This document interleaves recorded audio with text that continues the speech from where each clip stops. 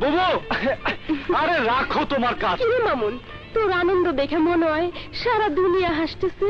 হ্যাঁ বুবু, হ্যাঁ, মাত্র 9 মাসে স্বাধীন হয়েছিল এই দেশটা, কিন্তু এত বছর পার হয়ে গেল আমার বাবা মার হত্যার বিচার তো দূরে থাক, মামলা পর্যন্ত নেয়নি। কিন্তু কিন্তু আজ এত বছর পর আদালত মামলা গ্রহণ করেছে। পরম করুণাময় আল্লাহ, তোমার দরবারে লাখ লাখ শুকরিয়া জানাই। কিন্তু মামুন, সাক্ষী প্রমাণ কই পাবি? আছে বুবু, আছে।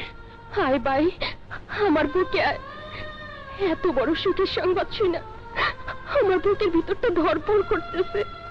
তুই আমার বুকে এসে সব হতাশা মুছে ফেলা।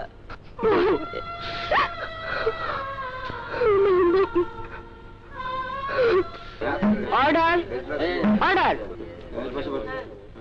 রেগুলার মামলার নথিতে এনে আদালতের বিচার কার্য শুরু করতে নির্দেশ দেওয়া হলো।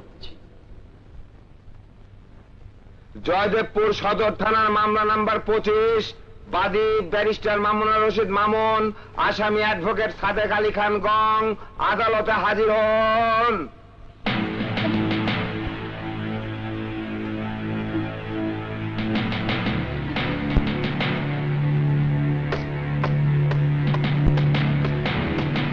মাননীয় আদালত, এই মামলাটি একটি আবেদনের প্রেক্ষিতে দীর্ঘ 11 বছর পর সরকার সদয় হয়ে আদালতে বিচার কার্যের জন্য প্রেরণ করেছেন।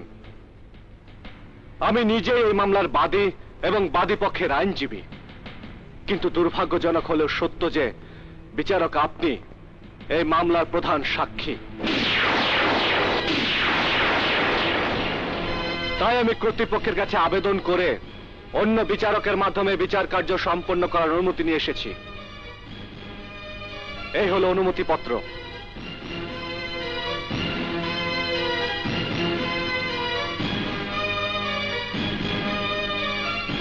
মিস বিনা,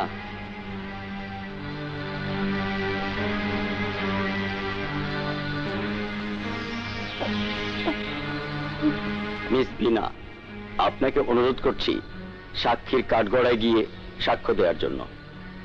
ইয়েস স্যার।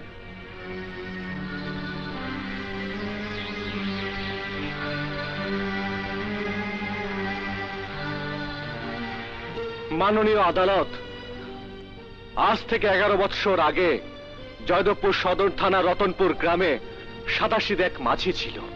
তার স্ত্রী, এক কন্যা, এক পুত্র সন্তানও ছিল। মাঝির নাম জয়নাল মাঝি। তার মেয়ে খুশিকে বিয়ে করার প্রস্তাব দিয়ে স্ত্রীর মর্যাদা দেবার আশ্বাস দিয়ে সেই গ্রামের সাদেক আলী খানের পুত্র নাদের খান তার সতীত্ব কেড়ে নেয়। সাদেক খানের বাংলো বাড়ির কেয়ারটেকার এই ঘটনা প্রত্যক্ষ দেখে এলাকার চেয়ারম্যান জনাব মোহাম্মদ আলী খানকে জানালে তিনি এলাকাবাসীকে সঙ্গে নিয়ে সাদেক খানের বাংলো বাড়ি থেকে ধরে নিয়ে যায় জয়নাল মাঝির কন্যা খুশি ও নাদের খানকে। মাননীয় আদালত, যে স্থানে বিচার হচ্ছিল